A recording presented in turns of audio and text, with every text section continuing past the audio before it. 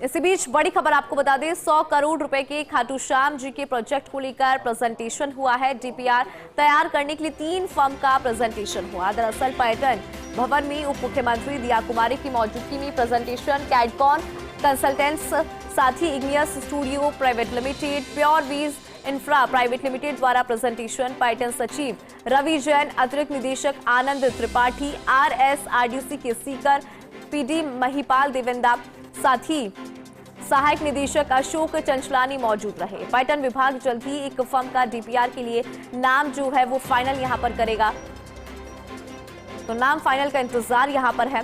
100 करोड़ रुपए के खाटू श्याम जी के प्रोजेक्ट को लेकर प्रेजेंटेशन हुआ। डीपीआर तैयार करने के लिए 3 फर्म हैं जिनका प्रेजेंटेशन यहां पर हुआ। उप मुख्यमंत्री दिया कुमारी की मौजूदगी में पर्यटन भवन में ये प्रेजेंटेशन, 3 फर्म जो है वो भी हम आपको बता रही हैं,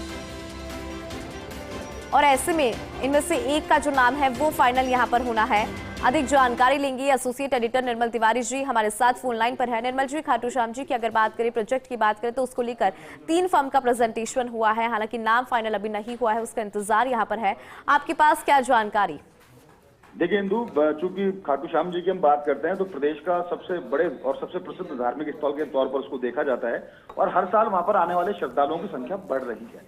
खास बात यह है कि इस बार भी अगर प्रदेश में 23.5 करोड़ अगर टूरिस्ट आए 2024 के अंदर, तो उसमें से 4 करोड़ अकेले खाटू श्याम जी पहुंचे थे दर्शन करने, बाबा श्याम के लखदातार के दर्शन करने। तो बहुत जरूरी है कि जब वहां लगातार श्रद्धालुओं की संख्या बढ़ रही है तो श्रद्धालु सुरक्षित रहे, उनका सुरक्षित आवागमन रहे और किस तरह से वहां पर सुगम तरीके से दर्शन कर पाए, वहां की उनकी जो पब्लिक जो एमिनिटीज होती है श्रद्धालुओं को मिलनी चाहिए, उसको लेकर राज्य सरकार शुरू से गंभीर थी। मुख्यमंत्री भजनलाल शर्मा जी ये चाहते थे कि खाटू श्याम जी को लेकर एक डेडिकेटेड प्रोजेक्ट बने। उसके बाद उप मुख्यमंत्री दिया कुमारी जो पर्यटन मंत्री भी हैं, लगातार इसको लेकर सक्रिय थी। पीडब्ल्यूडी मंत्रालय भी, पीडब्ल्यूडी विभाग भी चूंकि उन्हीं के पास है, तो उन्होंने RSRDC के जरिए, क्योंकि बजट में घोषणा उन्होंने की थी 100 करोड़ रुपए के खाटू श्याम जी के वृहद कॉरिडोर को लेकर के। तो आज जो बैठक थी उसमें 3 कंपनियों का प्रेजेंटेशन हुआ जो डीपीआर तैयार करेंगे 100 करोड़ के प्रोजेक्ट की। उसमें कैडकॉन कंसल्टेंट्स है, उसमें इग्निशियस स्टूडियो प्राइवेट लिमिटेड है, pure veg infra private limited है। इन तीनों की तरफ से आज प्रेजेंटेशन हुआ। इस प्रेजेंटेशन के दौरान पर्यटन सचिव रवि जैन वहां पर थे, अतिरिक्त निदेशक आनंद त्रिपाठी, राजेश शर्मा जो संयुक्त निदेशक हैं, RSRDC सीकर के जो प्रोजेक्ट डायरेक्टर है महिपाल देवेंदा वो वहां पर मौजूद थे, सहायक निदेशक अशोक चंचलानी मौजूद थे।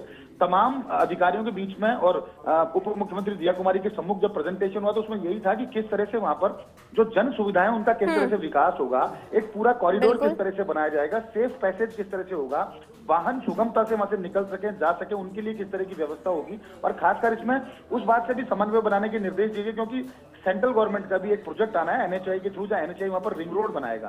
तो उस प्रोजेक्ट से समन्वय बना करके इस 100 करोड़ रुपए के जो डेडिकेटेडली जो एक वृहद कॉरिडोर बनेगा खाटू श्याम जी कॉरिडोर काशी विश्वनाथ की तर्ज पर, उसमें क्या क्या सुविधाएं होंगी, खाटू श्याम जी को लेकर के तमाम उनके बारे में किस तरह से जानकारी वहां जो श्रद्धालु आएंगे उनको उपलब्ध होंगी, उनके रहने खाने की व्यवस्था किस तरह से होगी, इन तमाम बातों को लेकर ये डीपीआर बननी है। और डीपीआर को लेकर 3 फर्म का आज प्रेजेंटेशन हो, उसमें एक फर्म जल्दी फाइनल कर ली जाएगी और उसके बाद डीपीआर बनेगी और डीपीआर बनने के बाद काम तेजी से शुरू हो जाएगा।